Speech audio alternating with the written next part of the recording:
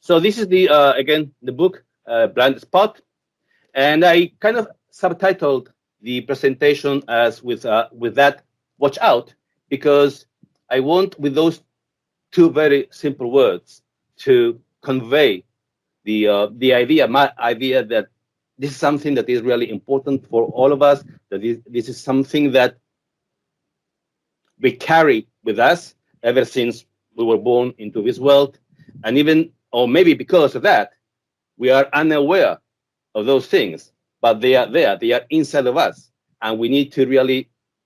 It's in our best interest to really make sure that we understand what goes on up here whenever we interact with other people in our society.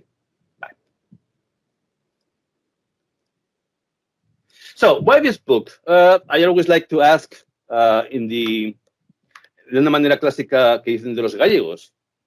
We want to the stereotype of Galician people is that they answer questions with another question, and I'm trying to follow suit with that particular answer to why this book. Hey, why not? Okay, this is an interesting book. It's got lots of information, really deals with a topic that is certainly pivotal for all of us as human beings. So why not? It's really essential for all of us. Also because, and going back to Greece and the oracle in Delphi, know thyself. You need to know yourself. The more you know about yourself, the better you know yourself, the better your life is going to be, the more rewarding your everyday life is going to be. So that is by itself a powerful reason to actually read this book. Yeah, it is psychology, sure.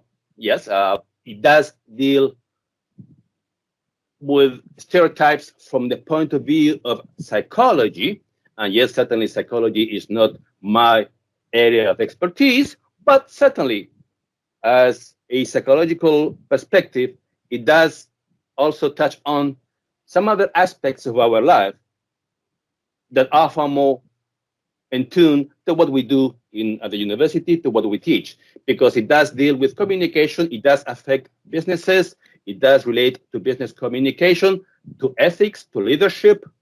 So those are things that really are part of the core of our school's mission: ethics, leadership, business communication.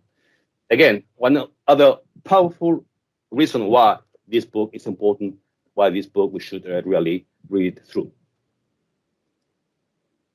And certainly, as university professors, the humanistic perspectives, we shouldn't just limit ourselves to what we teach. We need to be able to expand our knowledge into other areas, maybe not chemistry, maybe that's a bit going too far, but certainly knowing about psychology, how people relate to one another, again, that's part of what we teach to some extent. So take any of those 5 reasons, more than enough to actually talk about this book. Let me give you just a very quick summary, like the sort of a executive summary of what the book is all about and what information you will have in the book. And let me salute Alexander, Alondra, Andrea, Carlos, Diego, Fabiola, Lilian, Miosotis, Roberto. Okay, welcome to the presentation and thank you for being here with us. The implicit association test, or for short, IAT, that's what the book, the technique that these two people, these two authors developed in order to better realize what goes on up here, is designed to reveal how our brain works, how our brain plays tricks on us, how our tricky brain, how it works unconsciously, as with hidden associations. It deals with, the book talks about race, sexuality, gender, weapons. Certainly, and some of the examples that I will show to you do deal with aspects of everyday life that are certainly, irrelevant. We'll talk about insects, we'll talk about flowers, and that is per se not that important, but certainly insofar as these tests allow us to know ourselves better with regards to race, sexuality, gender, and weapons. This is a powerful weapon. This is a powerful, actually a weapon, a tool that we have to use, that we have at our disposal to better deal with reality. It does have a real impact on all of us as human beings and our relationships, on money, business.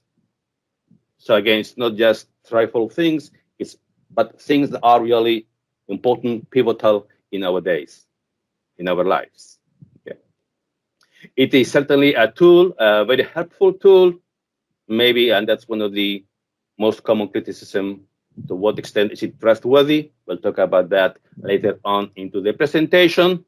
It's something, according to the authors, that we have up here ever since we were born into this world, but we can certainly work around it. It's not something absolute, but we can outsmart our brain and not fall for its tricks. And certainly, I like to finish with that. You go to the doctor only when you know you are sick. Unless you know you are sick, you're not going to bother with, certainly. All right. So that is sort of again, an executive summary. At the end of the presentation, I'll present this slide again with some changes. But for the time being, I think that is a very good executive summary that you can carry with you, and hopefully it will help you remember about this presentation and about the content of the book in 2 weeks' time, in 2 months' time, in 2 years' time, hopefully. Bye. About the authors, just some basic information so you know who these people are. It's not just Juan del Pueblo, it's not just John Smith. Okay, this is one of the authors. She is from India, Maxarin Banerjee, and I highlighted some of the hits, the most important hits in her career. She studies thinking and feeling, unconscious mode. She talks about group membership, individual responsibility, and social justice. Again, these are topics that are really important per se. So it makes sense that we talk about them. It makes sense that we read this book. And this is the main researcher, Anthony Greenwald. Okay, he works at the University of Washington, even though he retired. And these are some of his accomplishments. There are far more than this. This is just a very short screen of his exits, of his successes, must be successes. All right, let me go along. About the content, again, that's the upper bound, the upper compliant reference, 254 pages, 8 chapters, 2 indexes, a section of acknowledgements, notes, references, index. Again, in a very easy to carry book, very easy to read book. Again, I do recommend that people interested into these things, and that really should encompass everybody, to purchase the book and read it through. Again, these are the titles of the chapters, the same ones that you can see in the announcement for the presentation. Mind Bugs, Shades of Truth, Into the Blind Spot. I'll give you a summary of each of these chapters in a few while. That's in a few minutes. This is the main link to where you can find some more information and some of the main tests you can use in order to test yourself, in order to test other people. And I'll show you, okay, that is it. Okay. You can read something about the book, about the authors, about the implicit association test. Okay. I'll show you a larger picture in a while, but for the time being, these are some of the tests that you've got at your disposal in order to see how Your brain tricks you with regards to race, with regards to weapons, with regards to weight, with regards to age, and so on, and so on, and so on. Okay. And if you click on this Harvard project implicit, it takes you to this other page. You can simply log on as a guest, and that's what I did. And when you do that, okay, it takes you to some of the tests, and you can again carry yourself, test yourself in any of these many different tests. Actually, I'll show you another page in which you've got far more tests, but are on a different page and different from different people, but still the same purpose. Okay. As you can see, by 2013, so that's almost 8 years ago. So that's obviously the numbers must have changed, must have increased absolutely. But by 2013, there have been 14 million people taking these tests in 39 countries and 24 languages. Obviously, this is not something that is just petty. It's not something that only a few people know about. Certainly, this is something that many people, businesses, are actually using in order to test employees, in order to test themselves, in order to better know yourself. All right, this is to show you how one of these tests work, just to give you a basic idea. Okay, this is the Asian American test. It's going to test how your brain works with Asian faces, with European American. The test says European American faces, how you view faces, what do you fix on when looking at an Asian face or an American face. It's really, I mean, it's certainly revealing for sure. Okay. Again, it's simply some instructions. It's going to present you some series of pictures, and it tells you, okay, you have to press on your keyboard the E if it's going to be maybe Asian, or maybe you will have to press I if the face you think is American. Okay. Again, one further step to give you more instructions, more clearer instructions. Okay. And then something like this. Okay. You see that face, and you've got to very quickly either click E if you believe this face is Asian, or you have to press R if you feel it is white European American. Okay. The point of the exercises is to really do this quickly, very quickly. If you take time to actually consider, think, then you're not going to be doing the exercise, because the point of the exercise is to find out how unconsciously your brain works. And you take the time, you take 5 seconds, 10 seconds to think, to ponder, does that look Asian? Does that look American?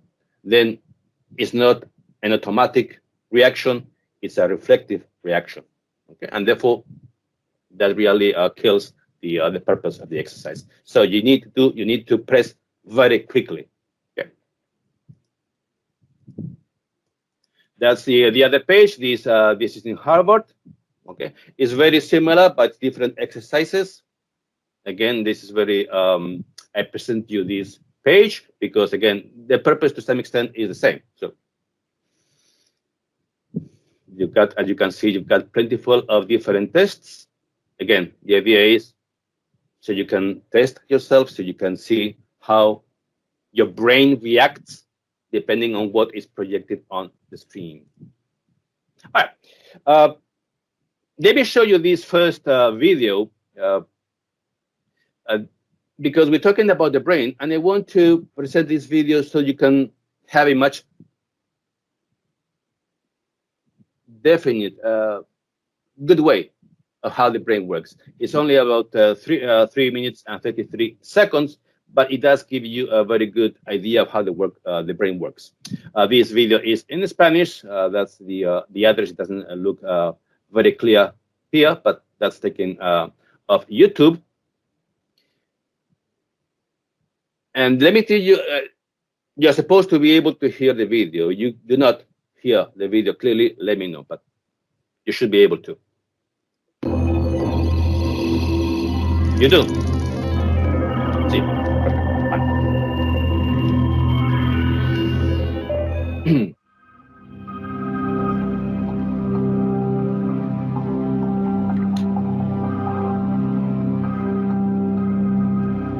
Tu cerebro es la más compleja estructura descubierta jamás en el universo. Está compuesto, entre otras cosas, por cerca de 100 billones de neuronas, células especializadas en la recepción y transmisión de impulsos eléctricos que forman una red que supone tu centro de procesamiento de datos.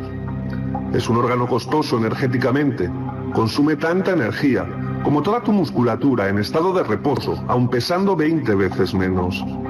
Tu cerebro tiene unas capacidades que ni tú mismo imaginas, y de hecho gran parte de las tareas las realizas sin que tú seas consciente de ello. Pero tu cerebro falla, mucho, más de lo que imaginas. En algunos casos porque no está diseñado para realizar ciertas tareas, o porque simplifica para no realizar un trabajo duro, y en otras porque simplemente omite lo que no considera interesante, o porque sencillamente se inventa cosas para rellenar situaciones.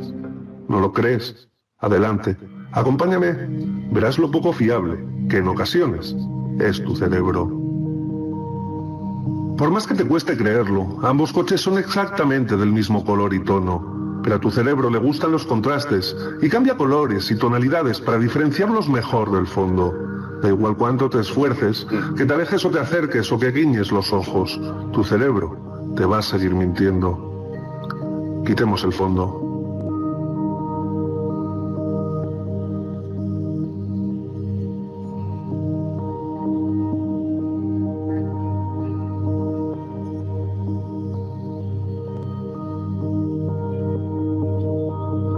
Absolutamente todo. Al ser un vídeo, evidentemente me centré en los estímulos visuales, pero exactamente lo mismo sucede con el resto de sentidos.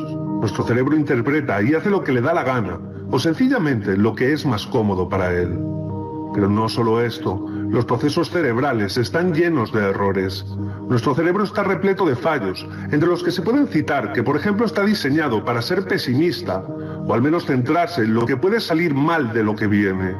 Pero a su vez, justificar lo que no nos gusta de lo que tenemos, que no está tan mal, o que verdaderamente lo necesitamos, aunque sea una porquería. Si lanzas una moneda al aire 50 veces y toda sale cara, y en ese momento permites apuestas, la gran mayoría de la gente lo haría por la cruz, pensando que es casi imposible que salga cara 51 veces seguidas, aunque la realidad es que en ese momento las probabilidades serían del 50%. O uno de los procesos cerebrales que más fallos nos hace cometer es que estamos diseñados para seguir a la masa. Si la gente se lanza a comprar algo, lo acabarás necesitando, aunque jamás vayas a usarlo apenas. En definitiva, tu cerebro es el encargado de evitar que la realidad contradiga un pensamiento que se te haya metido en la cabeza. Y aunque no de manera consciente, prácticamente nada podrá evitarlo. Y además de ello, tu cabeza está repleta de puertas traseras por las que colarse a manipular lo que hay dentro. Pero eso será tema de otro video. All right, okay. That was, I believe, a very interesting, very revealing video. Let me just give you some of the key ideas that I heard in the video.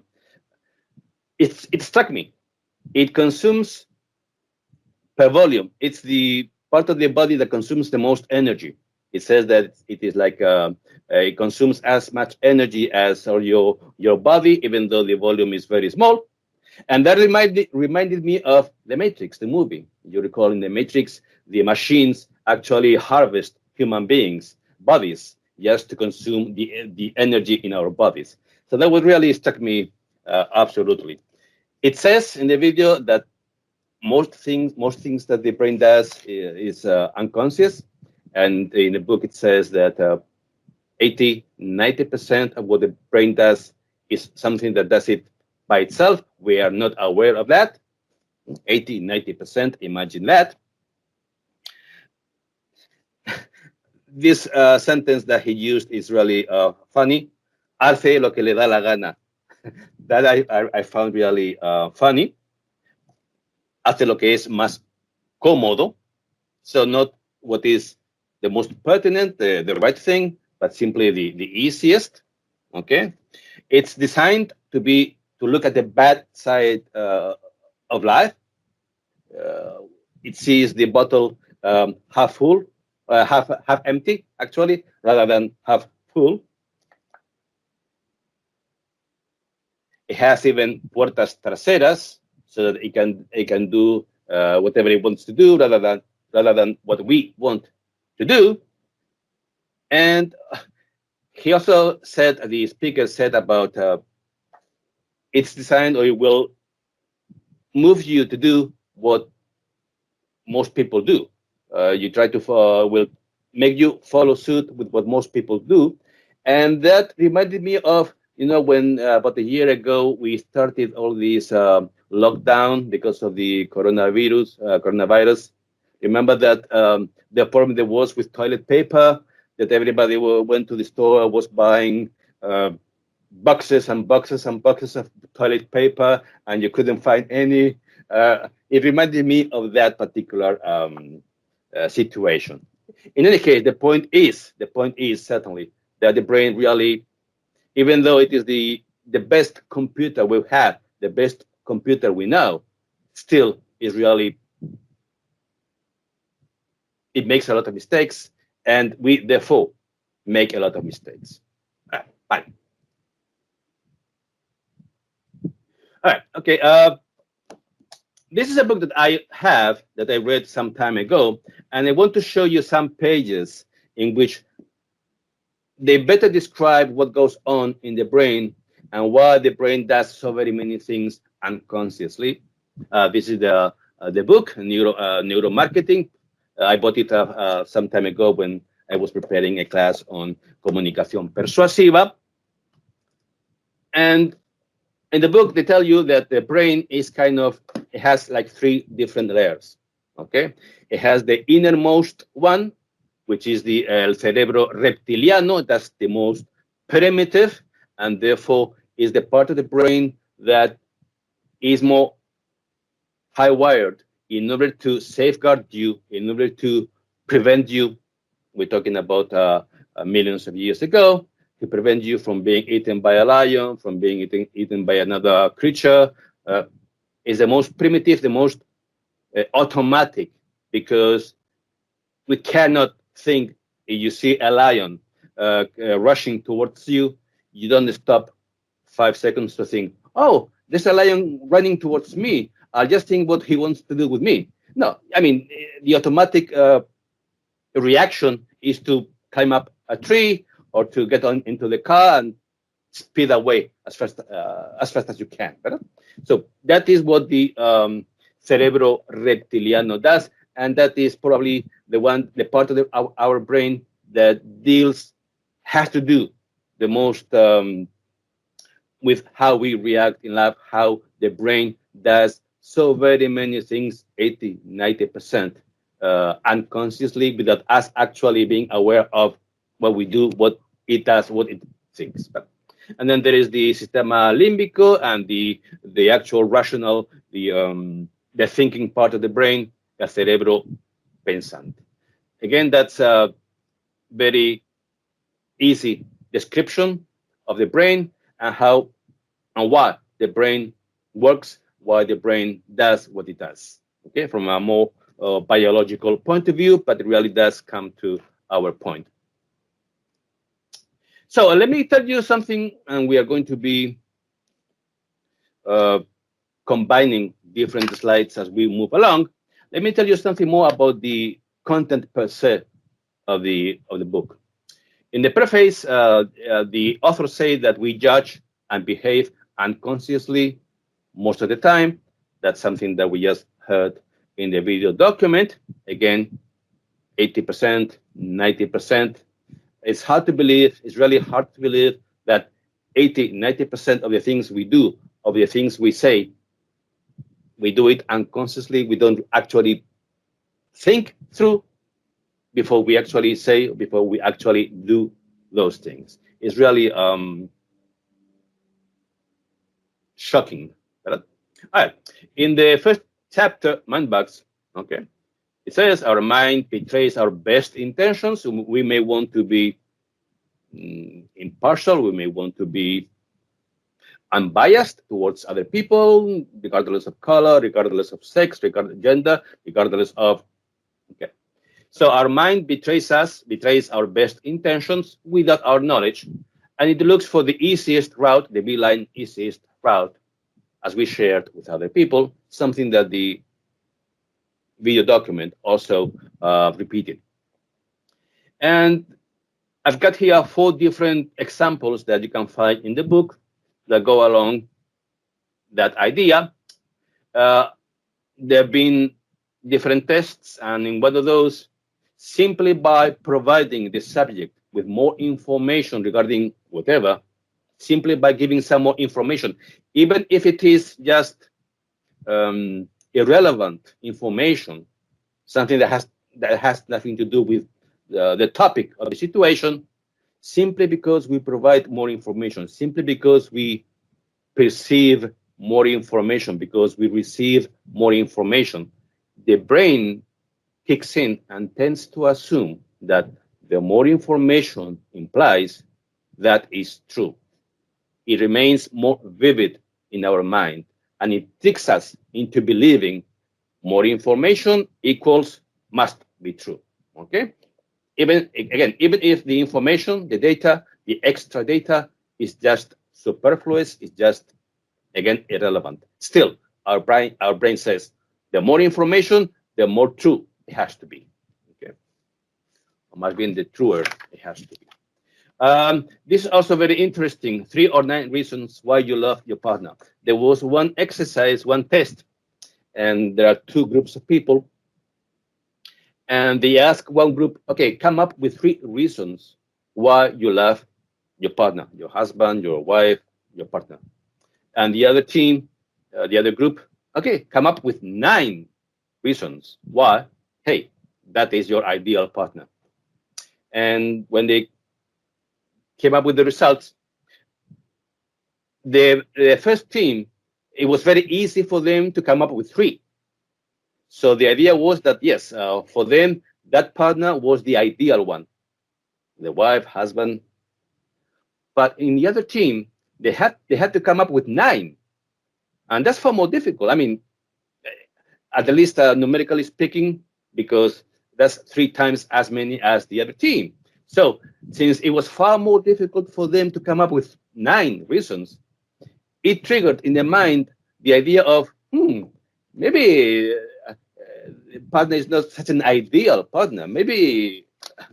So it triggered a doubt in their minds, simply because obviously it was,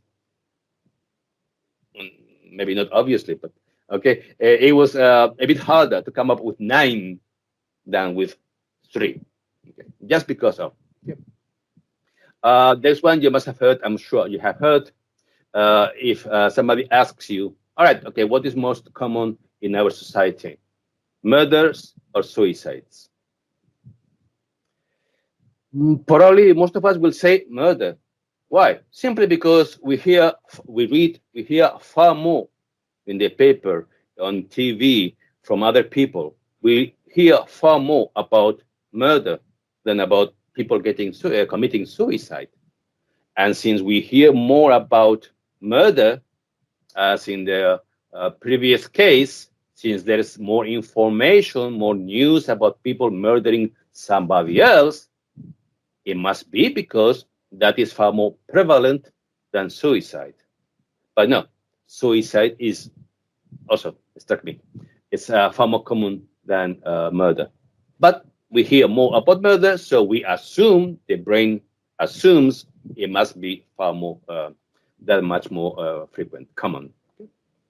And the last exercise, the last test I want to talk to you about, also really mind-boggling, actually mind-boggling. Honestly, I find it hard to believe that is true, but it seems to be true because of the tests. There were 4 different groups of people, and they were grouped according to the last 2 digits of their social security number. And say, for instance, the last in Team A, Group 1, the last two digits were, say, 0 and 1. In the next group, it was 3 and 4. In the next, 6 and 7. And in the last, 8 and 9. Vale, lo que sea. And then they were asked, okay, this is consider this product, whichever. How much do you think it costs? And there was a correlation. And again, that to me is really mind-boggling. But again, that's supposed to be. Okay. There's a correlation that those in the first team whose last two digits were very low, the price they assumed for the product was the lowest. Whichever it was the lowest in comparison. And as the last two digits increased, so did the estimation of the value of the product. Again, I honestly, I have a very arduous time believing that can be so, but at least according to the tests, that is what happens. That is how our brain tricks us. Okay, really, again, to me, it's again mind-boggling, absolutely. But shades of truth. In this chapter, the authors talk about lies, about colorful lies, because they group lies according to colors based on what the purpose of the answers to the questions are. And I'm just going to present you simply white, gray, no green, gray, and red. If somebody asks you, this is a white lie. Probably all of you already know about white lies. That is very common. White lies is when you say something that you know is wrong, is false, but you don't want to maybe offend the other person. You want to treat the person with love, with compassion. Okay. So if somebody comes up to you and say, "Hey, do you like my new dress?" Or "Do you like what I cooked? Do you like what I cooked? What I cooked, is it tasty? Is it savory? Is it good?" Many times you have to say yes, even if that is not correct, simply because you don't want to make the person feel bad because you didn't like the cooking, or because you think you believe the dress is going to make her look fat. You say, "Oh, that's nifty, that's wonderful, that's perfect." Okay, even though that's a white lie. Okay. Obviously, that is not an unconscious reaction. That is something that you are aware of. But again, in any case, that's something that we do, that we say, that is absolutely the truth. If somebody asks you while you are stopped at the lighthouse, the traffic light, okay, you're waiting for the traffic light to turn green, and somebody comes up to you and says, "Can you give me something? I want to have to buy a hamburger, whatever." Okay, and you say, "Well, I don't have anything." Okay, that's a gray, according to the authors. That's a gray lie, because what you are thinking, again, this is not an unconscious. It's absolutely, you are aware of that, but you say you don't have $1 because somehow you are thinking, okay, if I give him money or give her money, there goes a stereotype. If I give him money, he's going to spend it on wine or on tobacco or on whatever, but not on a hamburger, even though he says he is hungry. Okay. So it's more a lie so that we can feel better, we can feel happy with ourselves because we believe we are actually benefiting that person, because we are preventing him from getting drunk, from smoking, and all those things. And okay, that's a red one. According to the authors, they used red because these are reactions that we have in order to, that's the way they put it, in order to survive, in order to do better in society. And if your professor comes up to you and says, "Hey, Did you enjoy my class? I'm pretty sure the student is going to feel a bit uncomfortable, okay? Because if he says to the professor, no, I didn't enjoy your class, he feels that there might be, I'm sure there will not be, but okay. So in order to survive, in order to do better, oh yeah, fantastic, wonderful, okay? That's according to the authors, a red flag. Got far more information in the chapter. You want to obviously, there's plentiful of information. Go ahead.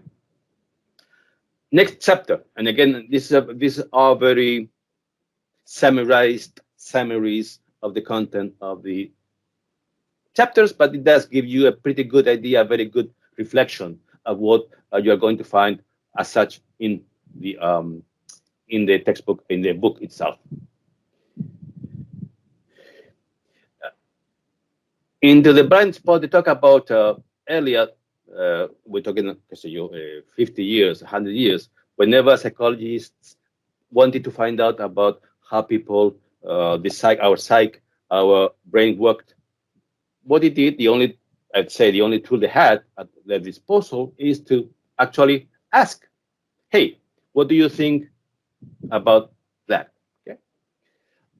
The problem with that approach, obviously, is that the subject is fully aware of what they are asking you and what they want to find out. So maybe the reaction is not going to be as honest, as in this case, it's not going to be as honest, as truthful. And therefore, the visual test, the implicit test that you've got in the textbook, that they talk about in the textbook, is designed to actually overcome that deficiency. If instead of asking specifically about X topic, you develop a technique in order to ask about X, but actually wanted to find out about A, the subject is going to be far more unaware of what is going on, and therefore they are going to be far more honest, truthful with their answer. That is obviously the idea. So it's a distinction between the automatic, that part of the brain that reacts without us actually being aware of, and the reflective thinking, hard and loud about what is going on and what you want to do. That is the difference, the contrast. Something as simple as bags or flowers. There's this test in the book. They talk about this test, and I believe I've got some sample in an upcoming slide. I'll show you in a few seconds. They ask the subjects about insects and flowers, okay, and about shapes and color. And let me show you. I believe here we are. Yes, okay. This is the real test. This is part of the real test. As you can see, on the one hand, you've got this exercise in which very quickly, again, that is crucial. You have to press the key or make the mark on the paper very quickly. You cannot think things through. You've got to react because they want to know exactly what is going on in here automatically. And for instance, okay, in this case, you've got to mark the circle that says that reflects insects or pleasant words, or flowers or unpleasant words. In this case, an orchid, that is a flower, so you check this one. I mean, you check that one if your brain fixes on what is good in that particular, between these two, flowers or unpleasant. Okay, so that tells you something about what you want to, how your brain reacts, how your brain works, what preference you've got, either for flowers or for unpleasant words. Okay, that is the idea. Okay, opposite to this one. Okay, probably this should be A and B, but this is the way it is in the book. Okay, notice that in this case, flowers far more coincides with pleasant words. Okay, so B, and on the other hand, insects or unpleasant words. From an evolutionary point of view, we know that most of us humans, we tend to feel nauseous when we see creatures sliding on the floor, rats, worms, and cockroaches and the like. Right? So there's far more relationship between insects and unpleasant words than between flowers and unpleasant words. But the point is, depending on how your brain reacts, depending on how you check the circle, it tells the expert, it tells the psychologist something about your preferences, something about how you are, what you think of inside in your brain, hidden from view. Okay. Obviously, this part is easier to do because, again, most of us relate flowers with flowers with pleasant words. So it's far easier to check these quickly. In this case, probably most of us would go a bit slower, even though the idea is for us to go fast, okay? But it's probably, we are going to probably go a bit slower simply because to some extent we sense a contradiction between insects and pleasant, okay? But this is the another exercise. On the one hand, the subjects were asked to separate. On the one hand, this is in black and white. Sorry, I should have put the one in color because I don't know poker, so I may be wrong. But either clubs or diamonds or hearts or spades are red, and the other two are black. And the subjects were asked to separate into two groups, first by color, and then by, not exactly by color. For example, assume that clubs and diamonds are red. So first time you've got to separate clubs and diamonds, which happen to be red, and then hearts and spades, which happen to be black. On the second turn, you are asked to group together clubs, which are red, and hearts, which are not, which are black. And therefore, the mind has to start thinking twice. Okay, you think about it, you have to start thinking, okay, this is black, this is hearts, this is red, or is it clubs, or is it, so it takes more time. Again, the idea is by doing very fast, the idea is that you will show how your brain works and the preference it has, maybe for color, maybe for form. That is the idea behind the test. Okay. I did one myself. I had to try, but I did the race test, and these are the results. Okay, I go with the majority, which I don't know if that is any consolation, but I fall with this moderate automatic preference for European Americans compared to African American. So according to this, I'm racist. My brain is racist. But again, it's a small consolation because I go with the majority of people. All right.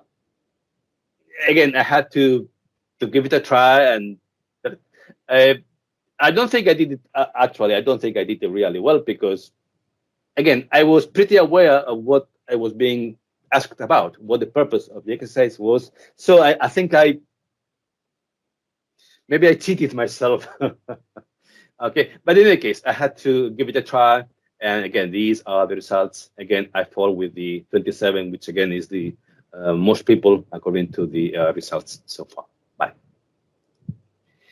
Continuing with the content of the book, not that there is anything wrong with that. Actually, that is from one episode in the TV series, in the sitcom Seinfeld. Those of you who were fans of the sitcom, like I was, I'm sure you remember this episode, okay, regarding homosexuals and gay people, and Not that there's anything with being gay. That is the purpose of the. That was the title of the exercise of the chapter. Okay, and that remind me because simply in let me give you some backdrop. In that episode, the idea is that the main characters in the sitcom are presumed to be homosexuals when they are not. But whenever they wanted to really say that they are not, they always add it was something like, "So I'm not homosexual." Not that there's anything wrong with that. According to the authors, if you see or feel the need to have to add, "There's nothing wrong with that," is because, assumingly, according to the authors, somehow inside, you've covered this feeling, this idea that, yeah, there is something wrong. But you want to really say there isn't, believe there isn't, so you have to say, "Hey, there's nothing wrong with that." Okay? But according to the authors, again, somehow inside, and that reminded me of, when in the last weeks, months of Trump's presidency, back in January and the like, there was all this situation with the presidential pardons that many people were coming to Trump to say, "Hey, get me a pardon, get me out of jail," and the like. And I remember one of the CNN commentator saying, "Okay, I mean, all these people who are coming to Trump to ask for a pardon, just by asking for a pardon, you are implying that you did something wrong. Otherwise, you wouldn't request a pardon." Okay, so they came to mind when I was reading about this chapter. To me, it's the very same situation. Okay, and they said that stereotypes, talking about stereotypes, they clearly fixate on the negative rather than on the positive. It goes back to the video that said that the brain looks for the pessimist, for the bottle half empty than half full. Okay, and talks about how we categorize everything in life. Okay, and some of the cases that they use to further explain this chapter. Who would date an Undertaker? Okay, you can imagine, you can envision that person handling dead bodies, putting clothes on before the wake.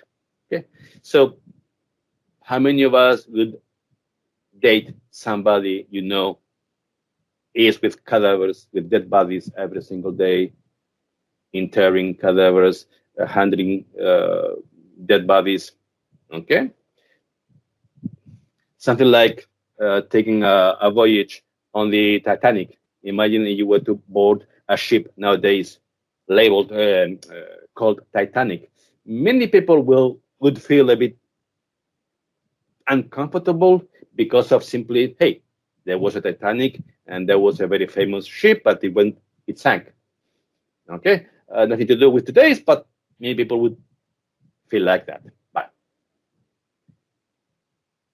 memory problem, also very interesting. There was a test with seniors in in a, in a place, and these seniors had some memory problems, which to some extent, say seniors to some extent equals better. That's a biological process. That's certainly for the most part unavoidable. But and they were shown two faces, a picture of two people, two young people, and they were told that this guy A, is very well behaved, takes care of his parents, everything good about him. This guy B, is, oh boy, that's a rascal. He's a very bad person, misbehaves, and the like. A few minutes later, they ask them about these two guys, and they cannot remember anything about these two guys. Any of the things that they were told that they do or don't do, they couldn't remember. However, they did already know that this guy is the good one, they remember that, and that this guy is the bad one. Okay? So the mind, even if they could not remember any of the specifics, still they remembered this is good, this is bad. The mind categorized, put them into different slots, the good slot and the bad slot. Okay, imagine that. I'm going to jump because I can see we are running out of time. The Homo categoricus goes on with the very same idea. Okay, usually whenever we categorize people, whenever we categorize whatever, we tend to do it on the negative side. Again, the brain looks for the differences, for the negative differences. Okay. But these are two of the exercises in the book. Let me share them with you. If I ask you to picture, to visualize a middle-aged white male Christian Detroit factory worker, or to visualize what a black Muslim 60s French lesbian professor look like, they say, we'll have no problem. We'll be able to picture, to visualize those two people in our brains, even if we've never met anybody with those characteristics, even if only with one characteristics. Okay, I've never met certainly any Detroit factory worker. I don't think I've met any, for sure, French for sure. I haven't met any French lesbian professor in her 60s who is black and is Muslim, but still I'm able to picture. Why? Because got categories. Those categories help us to visualize, to deal with life. That is one of the good things about stereotypes and about categories. They say, the psychologists say, they help us to deal with life, with everyday life. The same, if they ask you, this is not. This is just a translation of one of the exercises into Puerto Rico. What does a Puerto Rican 200 million Powerball lottery winner look like? Certainly not like me, because I haven't ever won anything in a Powerball. Well, maybe a couple of bucks, but that's nothing. Okay. But again, we can visualize what that person looks like. And they say, well, most of us would visualize a middle-aged adult white male. Why? Because that is what is most common in our daily lives. That is what we see most likely on TV, we see on the street and the like. And so that is part of the category, and that is how we visualize those things. That is part of how our brain works behind the screen, behind the scenes.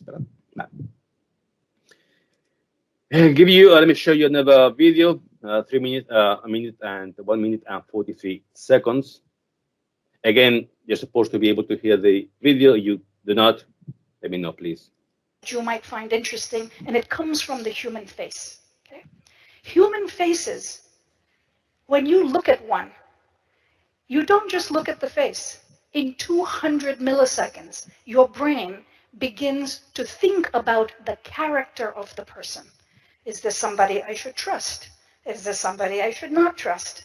Is this one smart? Is this one... By the way, this is the female author of the textbook. This is Mahzarin Banaji. This is her.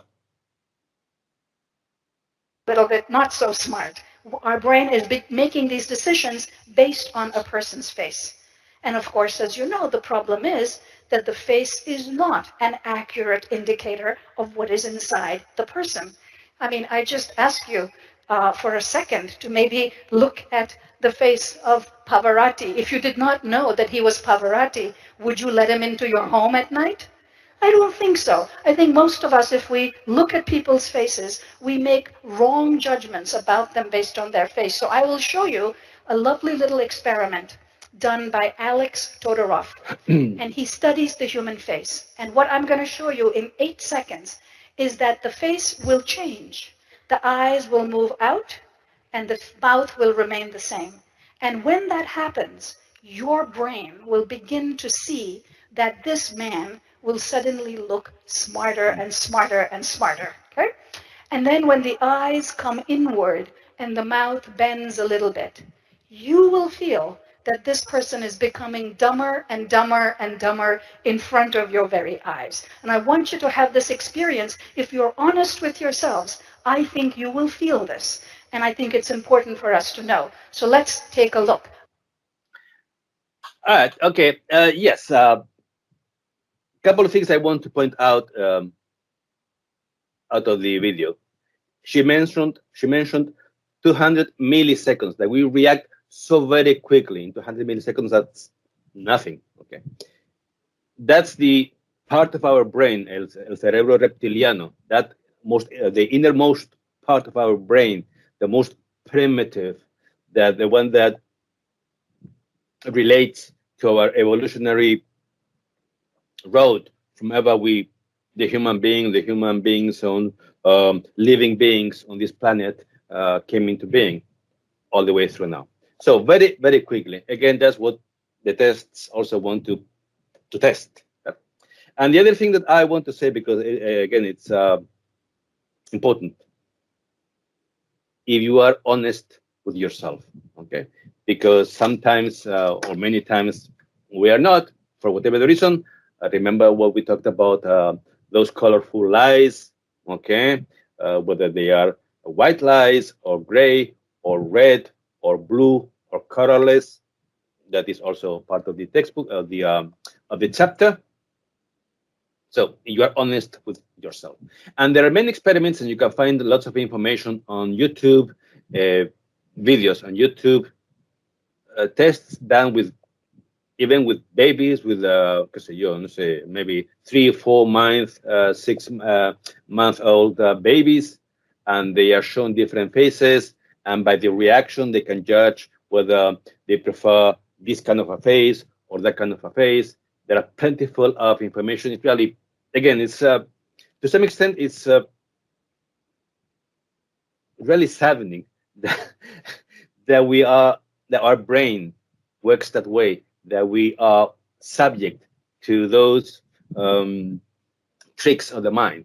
It's really saddening that we are not that clever, but that's the way we are, and we got to go with that.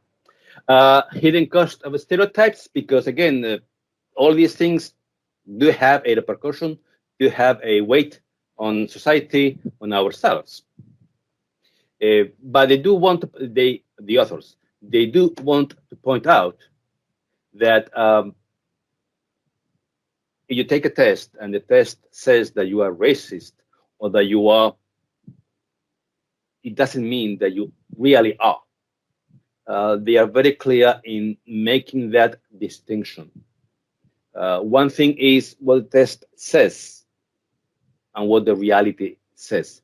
And this is one of the foremost criticism other people do with regards to this implicit association test. And also consider that we live in a society, and we know, we are aware that in order for us to live in a society, we have to more or less all get along. So we are, many times, I was going to say we have to control ourselves. I don't want to put it that way, but many times we know, okay, that we need to be able to relate to other people on a more cordial, on a more peaceful way. But that's why we all, well, not all, but we tend to all stop at the red light, because otherwise, if we all disregard the red light and just drive along, and everybody does that, then we're going to have a lot of problems. So, okay. And talks about the people who, they talk, for instance, about a group of people, people who belong to a group that they share a stereotype. I believe it was about obese people. And because of that stereotype that exists in society regarding obese people, the way they reacted, the way they behaved, was kind of to conform to that stereotype, rather than behaving freely. The idea was that in their minds, okay, I belong to this group of people. The stereotype is that I am like this, that I do like this, so I am going to do like this because that is the stereotype, that is the way I'm supposed to work. Okay? And obviously that is certainly a hidden cost of stereotypes, because that clearly that devalues the value of a person. They say it is something that we have with us from birth as human being. To some, I don't remember they ever saying it's in our genes, but okay. But it is pliable. It's something that we can, if we are aware of, we can control. Okay. And they also talked about the good good discrimination, and they talk about cases like there was one Yale professor who, I believe she was a musician, and she suffered some accident with her hand, and she went to the ER, to the emergency room, and they took care of her and the like. And at some point, one of her students at Yale happened to drop by and greeted her. "Hey, professor, what are you doing here?" And when the medical staff realized that she was a Yale professor, the behavior towards her, the treatment she received was so much better than before. Okay, so that is not discrimination in the sense that we usually talk about, negative discrimination, but certainly that is a, if you wish, positive, good discrimination. But it didn't hurt her, but on the contrary, it was to her benefit, but it was still making a distinction, just because Yale professor equals a good person or something like that. That is why the medical staff really redoubled the efforts to accommodate her and to really take very good care of her. And outsmarting the machine, that is some of the things that we can do. They say that we can do in order to palliate those tricks of our mind. Something as simple as when making ovids to play at an orchestra. They say, okay, something as simple as, and I believe, if I remember correctly, the New York Symphonic Orchestra did do that, to simply run a screen in between the auditing musician and between the student, the applying student, and the auditors. And that was with regards to female orchestra musicians. The rate shot up, the rate doubled, simply because by not seeing that musician was male or female, they were able to concentrate totally on the music, on their skills with the instrument, and not whether that was a man or a woman. Okay, and she herself, Banerjee, said that she created a screensaver for her computer, and I believe she used it in one of the tests. And in that screensaver, she included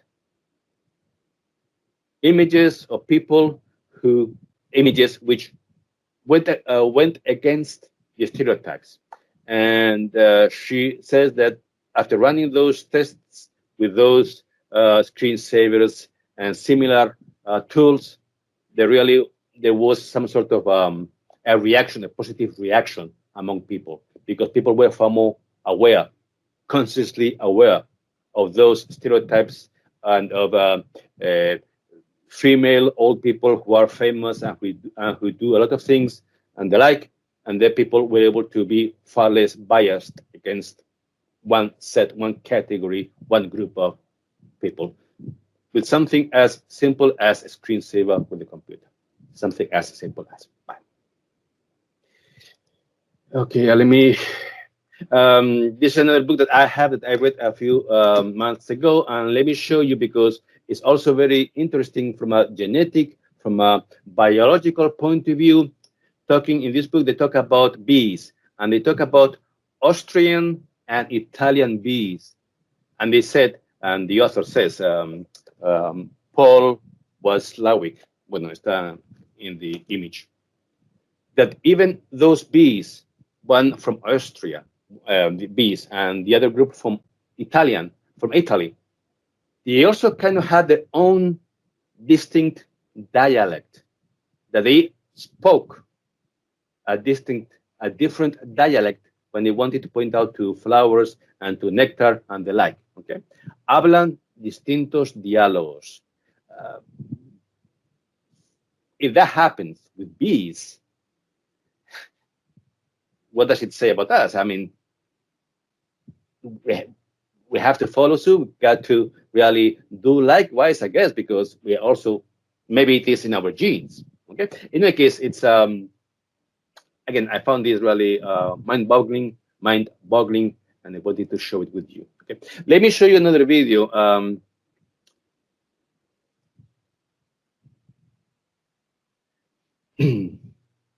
Or rather, run another video.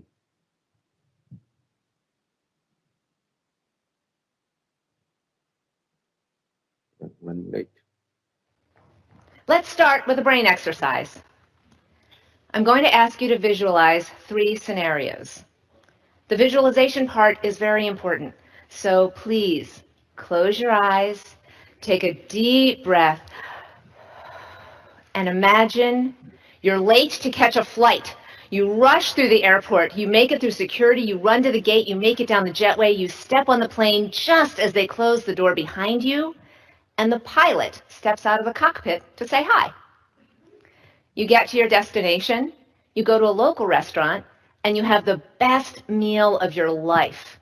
I mean, really enjoy this. There's no calories in visualization. And at the table next to you is a couple happily celebrating their anniversary. The next morning, you go to the biggest technology conference in the world, and the CEO of this year's hottest tech startup just took the stage to speak. Now you should have a solid picture of all of that. So open your eyes, because I have some questions for you. In your mental image, was the pilot black? Was the married couple 2 men? Did the tech CEO on stage look like me? It's okay if one or all of your answers is no. Your brain creates images of what's familiar. It's less of a fan of what's not familiar. The things I mentioned are generally less familiar. The black pilot, the same-sex married couple, the female tech CEO. No matter how much you might love the idea of those things, when immediately confronted with them, the amygdala, that's the most ancient part of your brain, signals the hypothalamus to fire up the hypothalamic pituitary axis, which is where the brain and the endocrine system intersect. So at this point, your adrenal glands release cortisol into your bloodstream, which triggers your stress response.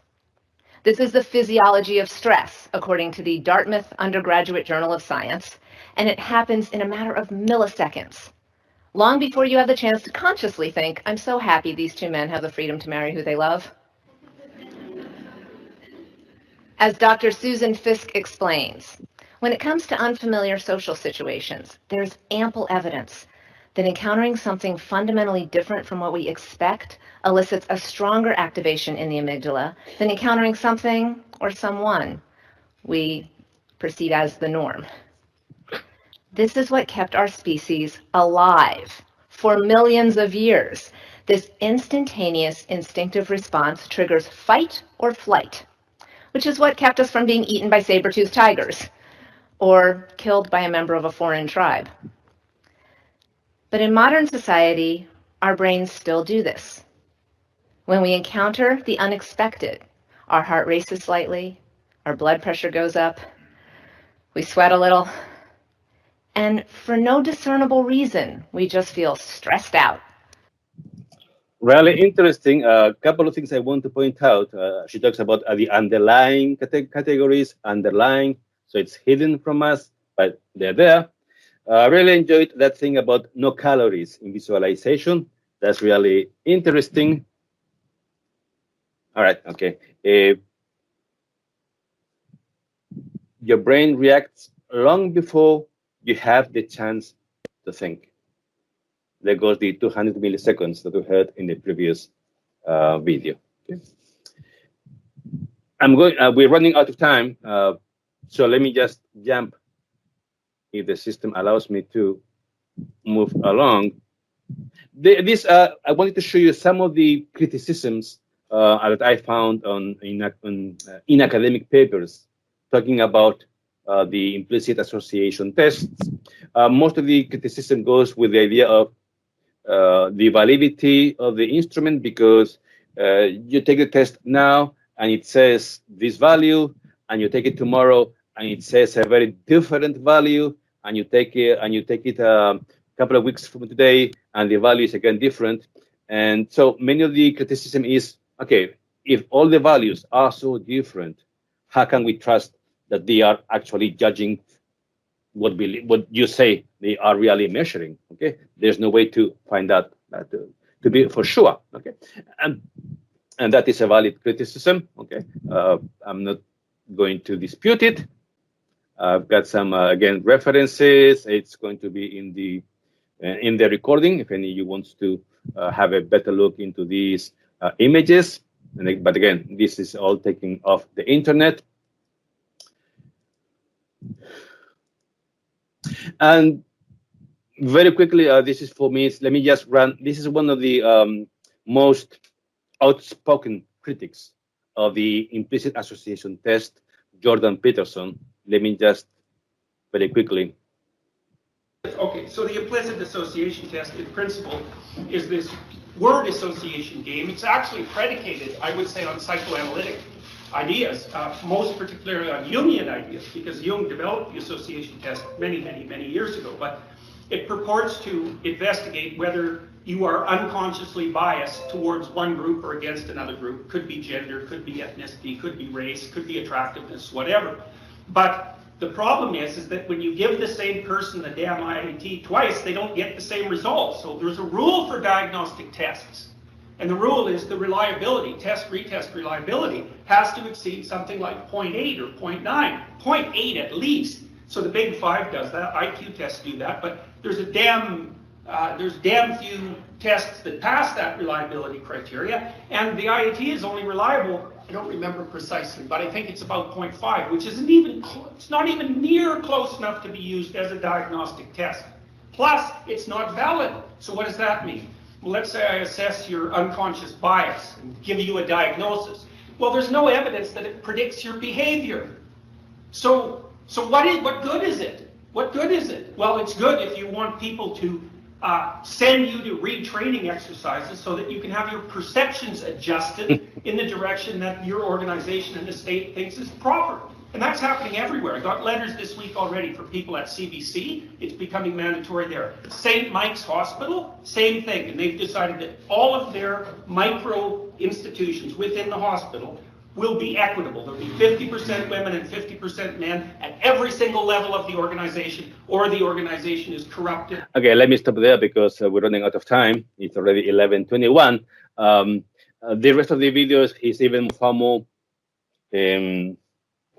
vocal against the implicit association test, but you get the gist of his idea that really it's very difficult to accept the test because the results vary so very much. Okay, let me, because I want to go to finish.